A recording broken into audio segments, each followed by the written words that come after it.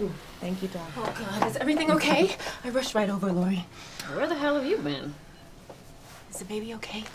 Mm-hmm. The baby's Doc fine. says it's fine. Oh, good. The baby's fine. Lori's fine. Wonderful. I'm going back to my date. Date? Call me when you see hair. That, ladies and gents, was a clip from the film Christmas Wedding Baby, produced by our very own guest, Kiara C. Jones. But before we get to today's exciting show, big thank you to all the rising film stars and lovers of all things indie for tuning in once again to Indie Cinema New York on Brooklyn Independent Media. As you know, we search far and wide for successful industry professionals who are willing to share their insight and experience. Each episode not only inspires us to push forward in our careers, regardless of where we are, but also seeks to unveil the magical world of filmmaking for those who are, as they say, film curious. Creative producing.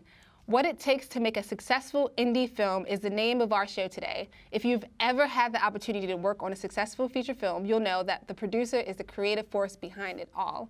Nurturing a film from birth, taking it by the hand each step of the way, raising money, tapping into personal relationships, fighting to take a line out of a script because it's just too darn expensive, and seeing that film grows its own wings. Producers make things happen. In my opinion, they are real-life alchemists. And with that being said, I'm so excited to introduce you to two very successful producers who all have many years of experience in the industry. Please join me in welcoming producer and director Kiara C. Jones. Thank you for joining us. Thank you. And we have producer and director Andrew Cohn. Thanks for having me. Thanks for joining us.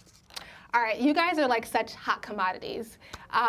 Can you tell me, Kiara, you know, we just saw the clip of Christmas Wedding Baby. Can you tell me a little bit about that process and, you know, what made you want to be involved with the project? Christmas Wedding Baby was my first feature film, and it was really an exploration for me in the current state of womanhood and sort of where we are in society versus where we are in our own hearts, and exploring that in cinema. So I am the writer, director, producer in that. And that was a lot of hats to wear. I do not recommend that for anyone ever to do. But on the producing side of it, it was quite an adventure. We shot the film down in Florida, in Jacksonville, where I went to high school. So it was about taking an entire cast and crew out of New York down to Florida and creating a film. We did find a few wonderfully talented locals there, but that was part of the adventurous journey, going down to Florida and bringing all of these people into a world that I knew and trying to bring that world to life for all of our viewers. So, yeah, that's pretty much. So now that I know that you were the writer, director, and producer of the film, tell us, where'd you get that story from? You know, stories come from everywhere. Part of it came from just a moment of an experience I had visiting Florida and running into an ex-boyfriend at a party for some friends that we had. He is a photographer now, and I thought, wow, how strangely wonderful would that be if, you know, this person were to come into my life in a more important role later, and how terribly awkward that would be. When I started with the idea of the film, that's exactly what I had, little bits and pieces. I wanted to talk about relationships, women who had been in long-term relationships with men that had not actually developed into a marriage or something that was considered a societal commitment, and how they feel about that. I wanted to talk about maturity of women. Once you pass the age, of 40 or wherever, where you're supposed to be sexy, what do you do with that? If you've been struggling to be sexy and vibrant and interesting for your entire life, and you hit a certain age where society tells you, well, that's not what, we don't want you to do that anymore. Now you're like some kind of weird cougar or something. What do you do with all that energy? What do you do with all the stories your mothers have told you about you should get married and you should have children and you should, all the things that you've heard from your grandmothers about propriety and how you respect yourself and how you raise your family. Where does all that come from? So it was like, I had what Dean Cheryl Antonio at NYU, where I went to graduate school, said was a bunch of Christmas balls. She said, you have a bunch of beautiful ideas, and you need to find a root tree to put them on and get them strung together in a way that makes sense for you. So ideas, you know, they generate from everywhere. Yeah. Well, yeah, that definitely sounds like a, you know, actually sounds like a very high budget film. How were you able to put that film together, get the crew from New York down to Jackson? Was that something that how did you decide to do all that with the budget you were working for? Well, when you're looking at a script and you're looking at a budget, which I do this for people all the time, I do this for friends, I do it professionally. Someone will give me a script and say, how much do you think it's going to cost to make this? You know, it's like preparing a dinner. If you can have, you know, a hamburger and French fries and salad, or you can have a steak tartare and like rotisserie potatoes and like the wedge. It's the same food, technically. You know, it's how it's prepared and how it's delivered to the audience that makes the difference. And all of that is what having a great producer on board is about. Having someone who understands the difference between, like, some people would take that delicious hamburger over that steak tartare. And as long as you know where you're going and have a vision for how you're delivering it, and that it has a succinct, organized delivery, your audience will accept it because they know I have gone into the restaurant that will give me a hamburger. I will eat my delicious hamburger and be satisfied. The worst thing you can do, and I see directors doing this all the time, is setting up something where an audience thinks, I'm going to a restaurant where I will be delivered steak tartare, and then they get a hamburger and then they're angry about it. It's not that they didn't, it's not that the hamburger was bad. The hamburger was not bad at all. It was that you promised them something that you could not deliver on. So understanding sort of what the script says, where you are in your financial situation with your film, and what you'll be able to execute fully till the end.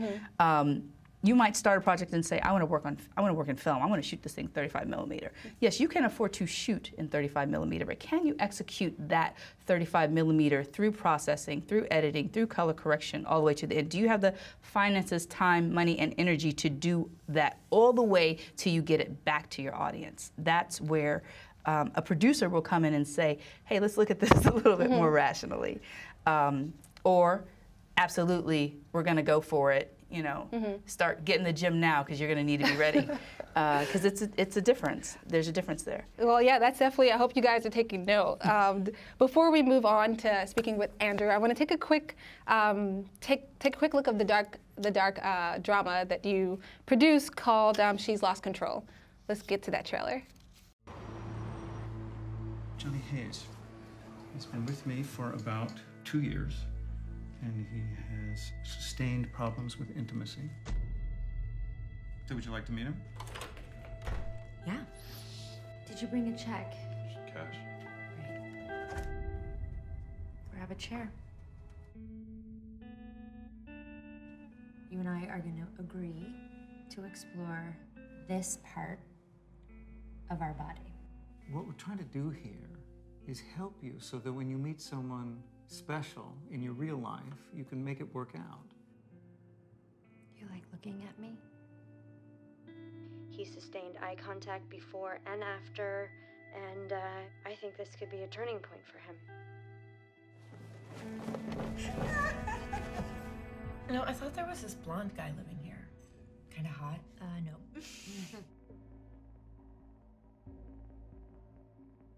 Do you not feel safe with me? Did you give my phone number out to anybody? No, of course not. You think you've got me all figured out? Can you just give me 1 second?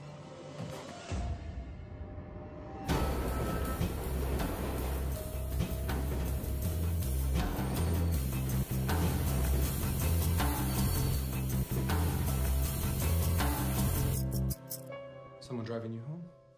I'll be fine. Hello? Hi, Rona. It's Robert. Hi, Robert. How are you? Is anything that you've ever told me been true? I'm a bad boy, I know. And that was the trailer for She's Lost Control, which premiered at the Berlin Alley. Tell us about that experience. Well, you know, that was a really wonderful experience. The director of the film, Anya Marquardt, is a wonderfully talented artist who brought the project to me. As many of the projects come to me, sort of fully formed and ready to be shot. She was at the production point. And how I choose projects, which is a very interesting thing from the producing side, because I direct also, but as a producer, is I look at the directors, not the content of the project. It really wouldn't have mattered so much what she wanted to create. It was, I wanted to use my talents and energies to support her in developing whatever it is she wants, whatever song she wants to sing, whatever story she wants to tell. When I put on my producing hat, I get out of that sort of the directing side, the content side, because I genuinely feel from my heart, whatever story you feel is important to tell is important to be told, and there's an audience for it. So it was wonderful working with Anya and making that film. We shot it here in New York, and she very aggressively, like I very aggressively, was on a mission to get the film done quickly and out to the public. And in a year, she had, less than a year, she had the film out and was premiering at the Berlinale, which is remarkable. Which is remarkable. Amazing. I've been to the Berlinale. It's a fabulous festival. So you do a lot of narrative producing, and Andrew, you do a lot of documentary producing. Can you tell us a little bit about, you know, Medora, the most recent project that I've read a lot about? Tell us a little bit about Medora. Sure. So Medora tells the story of a winless high school basketball team in southern Indiana.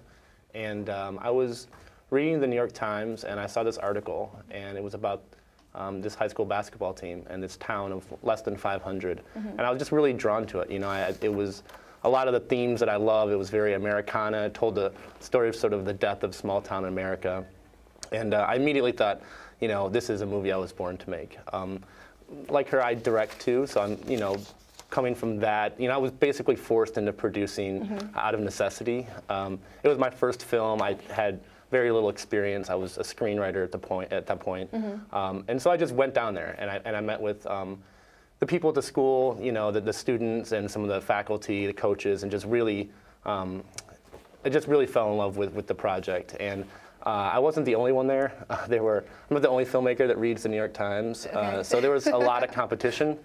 And wait, a competition for that documentary? Yeah. There was ESPN was there, and there was a lot of outlets there that saw the same potential that I did. And they ended up actually saying no to everybody initially. They said they just didn't like the way the town was portrayed in the article, and didn't feel comfortable really opening up some of those scars. And so I was just, over the next year, I would just keep in contact. You know, I would go down and see a basketball game. I would email with the coach. And finally, about a year later, we got access. And they said, yeah, come on down. And yeah, packed up everything I had, moved down there, was there for 8 months. And it was a pretty amazing experience. Wow. And how did you get Steve Buscemi and Stanley Tucci to jump on board the project? Yeah, people always ask that. I mean, like, what do they... how they get involved. They, so the woman that produced the film with me, a woman named Rachel Dangies, who was a longtime friend, she works for their production company. And so about halfway through filming, we started, you know, editing some footage together, and they ended up seeing it, and we're really drawn to it. I think they saw the same potential as, you know, very underdog story. And we're drawn to some of the themes too, you know, of rural poverty and things like that. So, you know, they were very helpful. It's great to have someone like that attached, you know. They were great creatively, came in, they watched cuts, they were very active in the process. And so, yeah, I was really thankful. You know, it also, you know, you have someone like that attached, it gives people another reason to write about your film. And people still ask me about it all the time. Yeah, so. That's going to be asked like forever. You're gonna be like 65 years old. They're like, tell us about Steve Buscemi.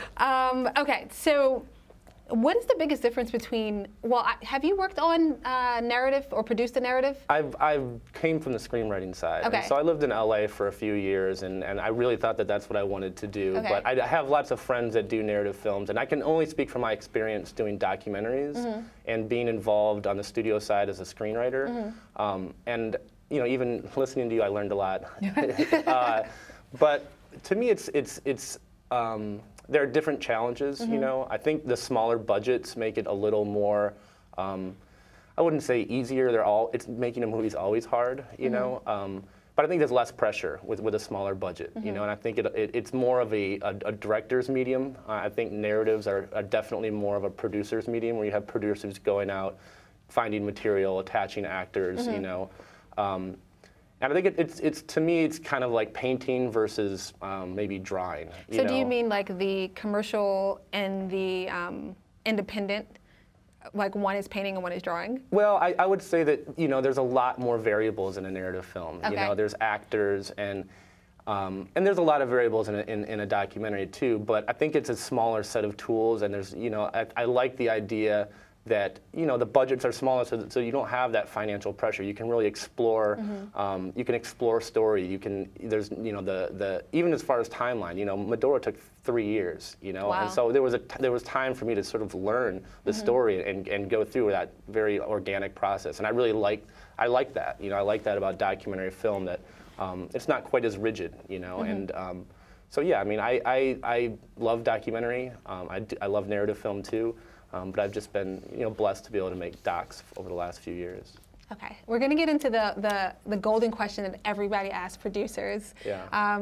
You had a very successful Kickstarter campaign. You raised $65,000. Right. And how did you do that? People, like, what was your strategy?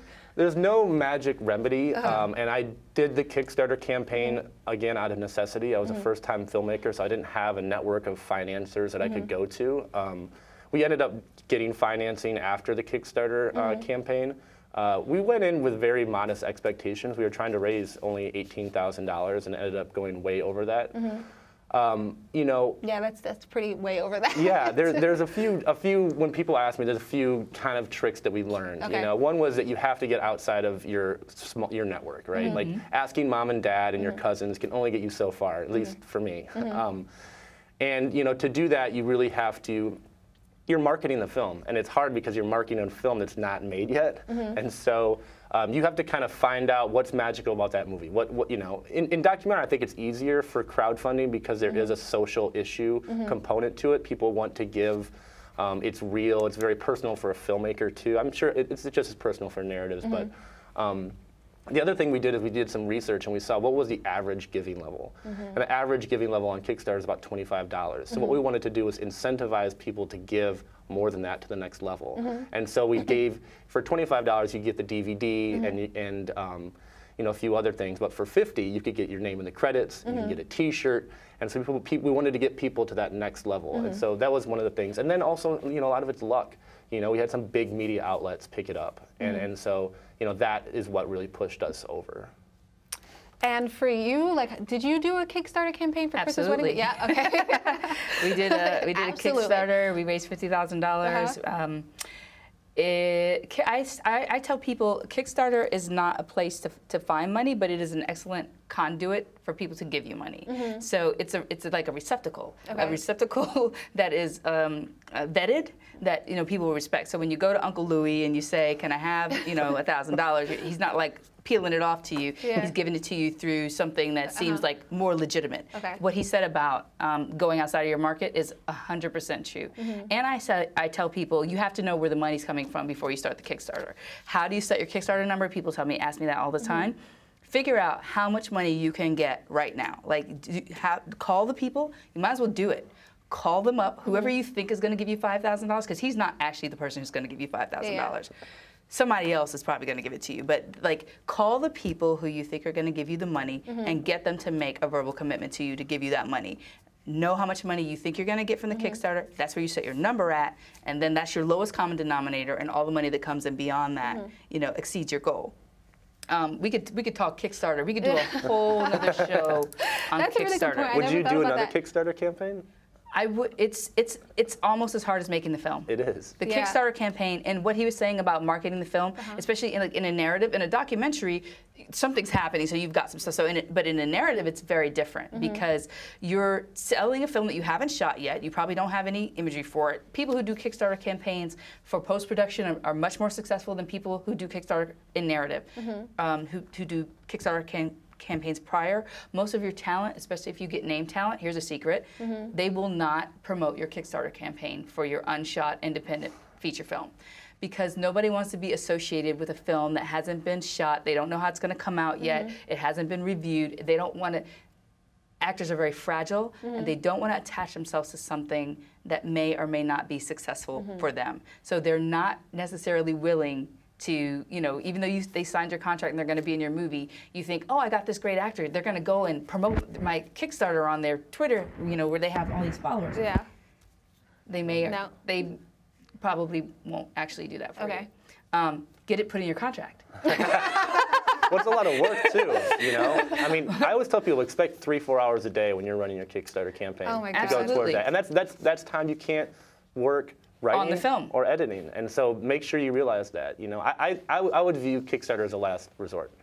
You know, I mean, it's a lot of work, but it's worth it in the end because you get to you have a built-in audience, and you get to say, I made my Kickstarter, right? I mean, but the work that you're going to have to do, those phone calls, that you physically are going to have to get on the phone and call those people and reach out to strangers and have weird cocktails that, you know, eyes wide shut parties with people who you probably wouldn't associate with otherwise. You're going to have to go through all that anyway. So. Like I said, I would consider Kickstarter a great, and Indiegogo and all of those platforms, they're great conduits for money, but the odds of actually finding random money there, I think people say it's like 10%. Like unknown money comes through there. So, okay. Would you guys, I know another alternative clearly is Indiegogo. Does Kickstarter work better for raising money over Indiegogo? Or like how come, although you lose your money if you don't reach your mark, why do people still go to Kickstarter as opposed to Indiegogo? I think it's the original, probably, brand. It's the brand. Okay. You well, know? I think also Kickstarter has some great built-ins, you know, like the way they do their updates and the way they let you communicate with, that Indiegogo has some great ones too. But the other thing is that goal line, like if I don't make it, I'm gonna fail. You need that. Yeah. Because day 30 into this thing, you're tired of tweeting, you're tired of begging, you need that, like if I don't make this money, especially as an indie, you kind of need that foot up the tuchus to make you be like, this is the most important thing I'm doing right now, because everything else, right, will distract you. Everything else will distract you. You've got casting to do, you've got locations to find, you've got all these other things that are pulling at you. You don't have time to be dealing with Kickstarter 4 hours a day. Yes, you do. Because if you don't, you're not going to get any of the money. You know? You're not going to get paid. Andrew, you did some producing for ESPN, right? 30 for 30. What is the difference between like working in the commercial market as opposed to working or producing in the indie market for you? A couple things. One is pre-production is much more intense. Okay. When you're dealing with a client like that, they want to know what the movie is. There's no, I think it's about this, and we'll figure it out on the way. It's like, no. Make sure you get on the same page because that can lead to a lot of problems later. They want to know exactly what it's going to look like, what the storylines are, exactly what it is. So pre-production is much more of a premium, I think, when you're dealing with a larger client or when you're dealing with a corporation. The other thing is money. You know, it's nice to get your whole budget up front, you know, and I actually take the time when I'm doing those, and even when I'm doing commercial gigs on the side, to pay back my friends that have worked on my independent films. And so I will reach out to the people that worked on my first films or worked on my independent films and bring them on now that I have, you know, an actual real budget and pay them for, you know, repay them for the sacrifices that they made on the other film, you know, the other films that we worked on. I think in independent documentary, it goes without question, people usually work under market rates because you're doing it because you really love and you care about the project, you know. I can't afford to pay someone for 6 months a daily rate to come out to the middle of nowhere and shoot, you know, for $250 a day. I can repay them when ESPN calls me to, you know, make a film, but at the end of the day, in an independent film, everyone feels overworked and underpaid. And so you want to make sure that the product you're putting out is to the standards that everyone, you know, wants to have, and so that's what keeps you going. It's not a money thing, and so, you know, when I get commercial gigs, I try and, you know, pay my friends back and things like that. I want to go back a little bit to Vegas. Okay. I'm very interested in this. You spent 7 years in Vegas working for a lot of commercial companies. What was it like out there, and you know, what are some of the skills that you've learned bringing into the indie film world? Well, it's kind of a lot of the same thing he was talking about when you're working with a client, which means they have money and a desire on the front end that you have to fulfill at the end. I think I worked for a great production company called Encore Productions for most of the time I was there, and I learned a lot about how to interpret the desire of another individual through a visual format for an audience. That was mostly what I learned there. I worked with great companies like IBM and Redken, and people who that's what they do. They do visual information all the time, and they did it through theater shows and product launches and all kinds of different formats, and learned how every element of the media process enhances the project. What is the music doing to the audience? What is this location that we've chosen to deliver it in doing to the audience? The film type that we're using, or this storyline, casting. So many different things and so many different elements, and I learned a lot about patience there. But anytime you work in corporate and you're actually being paid by someone else who has a vision, there's a lot of that interpretation and patience. Okay. So we have about 2 minutes for some table questions. I just want to. Let's just go through a few of them and see how far we get. What are some common questions a producer must ask themselves before getting or picking up a project? You want to start with? Ooh, that's a good question. Yeah. I don't know. I come at it from a director standpoint. Does it fit into my body of work? Is it something that I care about? Is it those things? Is it timely? But I don't know. I've always come to my sensibilities that usually projects come to me. I don't read the newspaper usually looking for projects. I don't go on the internet looking for stories. I usually wait for things to come to me, and that's been pretty fruitful for me so far. I asked myself, like, what exactly is this commitment? And I asked the directors that too. What is it that you think a producer does? Because that word means so many different things at so many different levels of the process. And when someone comes to me, I want to understand, what is it that you think you're asking me to do? A lot of times people will come to me and they'll say, oh, I'd love for you to produce my film. But what they mean is, I'd love for you to find me money to make my film. I'm not a money finding producer. That's not what I do. I am an actualization producer. If you have some money, I will help you spend that to the best of your capabilities and accentuate every dollar that you have, capitalize on every ounce of opportunity that you have with it. But that finding money part, both of it made the hair, like we started talking about Kickstarter, the hair starts standing on the back of my neck. That's not my thing. It's not that I can't do it. I can do it. That's because we're working at a level where we're not getting paid in the independent world for what we do. It's heart work. And when you're doing heart work, you have to have some sort of personal interest in it. And in that, it's really a matter of making sure that the project, I'm going to be able to deliver to the director what they've asked me for.